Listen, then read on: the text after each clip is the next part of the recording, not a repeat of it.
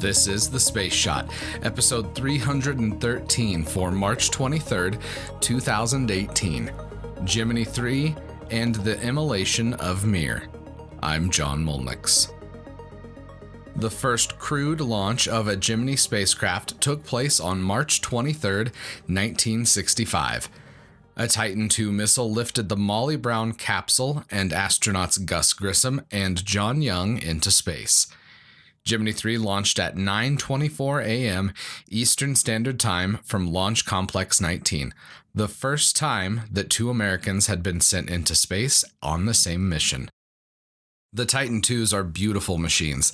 There's always been something special about how they look that I think is just not matched by other rockets. Gemini 3 also had a very special crew. Gus Grissom was the first American that launched into space during the Mercury program on a suborbital flight.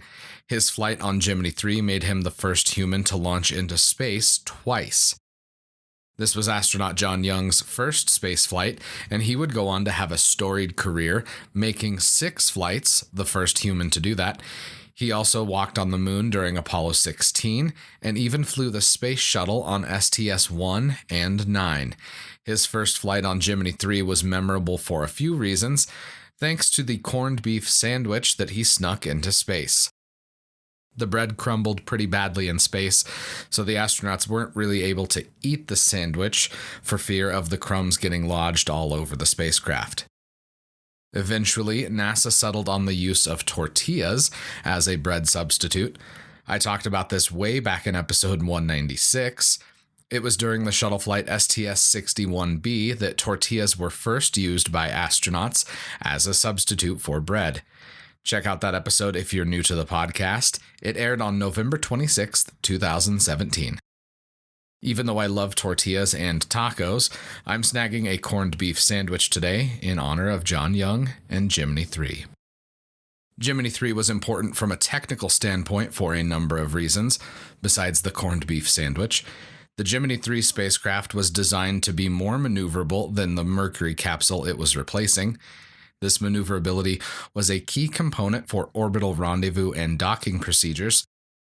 Grissom and Young tested the maneuverability of the capsule extensively during this flight.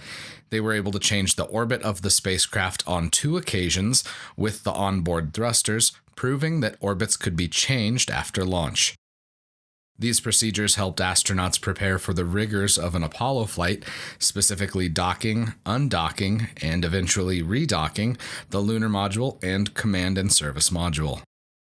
Grissom and Young orbited Earth 3 times in their capsule, which was nicknamed Molly Brown, a bit of a humorous call-out to Grissom's previous capsule, the Liberty Bell 7, which had sunk due to an error with the hatch on the capsule blowing early, allowing water to slip into the capsule.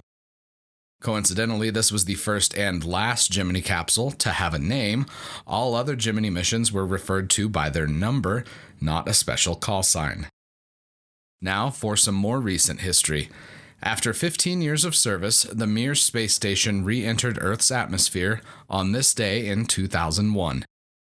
The station was launched by the Soviet Union. Then after the fall of the Berlin Wall, it became a place where Russia and the United States conducted the first of their long-duration cooperative flights. I've talked about Mir on numerous occasions before, specifically episodes 19, 44, 46, and 285, among others. Mir re-entered Earth's atmosphere above the Pacific Ocean, part of a controlled deorbit that allowed the Russians to minimize the risk to people on the ground. The station wasn't designed to survive the extreme heat and aerodynamic forces of re-entry, so as it descended, solar panels began to break off, followed by smaller components, and finally the core blocks of the station that made it through the atmosphere without completely burning up. Taco Bell decided to capitalize on Mir falling back to Earth, placing a giant floating target in the Pacific Ocean, and if Mir had hit that target, Taco Bell would have provided free tacos for everyone in the US. I linked to a video on Facebook about just how small those odds were that everybody in the US would get tacos. Check it out if you'd like to know more. It's also linked to in the show notes. There's another station that's been making headlines for its imminent re-entry. The Chinese Tianyang station is due to fall back to Earth sometime around Easter. It's odd how Easter falls extremely early this year, on April Fool's Day to be exact, so if the station re-enters the atmosphere on Easter, it will indeed not be an April Fool's joke. Before we go today, I've got one piece of pop culture history. The Star Trek The Next Generation episode Cause and Effect aired on March 23rd, 1992. This episode sees the crew of the Enterprise caught in a temporal causality loop, or a time loop, as it were, that sees the Enterprise destroyed over and over again.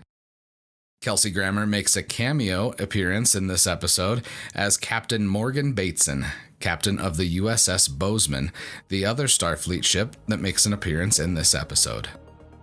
Tomorrow, the first flight of the Falcon 1, Jules Verne, and Atlantis. Since you're here, and I've got your ear, give me 30 seconds of your time. I'd be incredibly grateful if you could share the podcast with your friends and family. Tag one of them and let them know about your favorite episode. I'd also really appreciate it if you could venture into the Apple Podcasts app or your podcast app of choice and leave a review for The Space Shot. A steady stream of reviews helps ensure The Space Shot is more visible in the Apple Podcasts app. As always, the show notes have more information on today's episode. You can hit me up on Instagram and Twitter. Find me at John Molnix. I'm always up to chat. You can also connect with me on Facebook. Just search The Space Shot or check out the links in the show notes and you'll find me. I'm John Molnix, and I'll catch you on the flip side.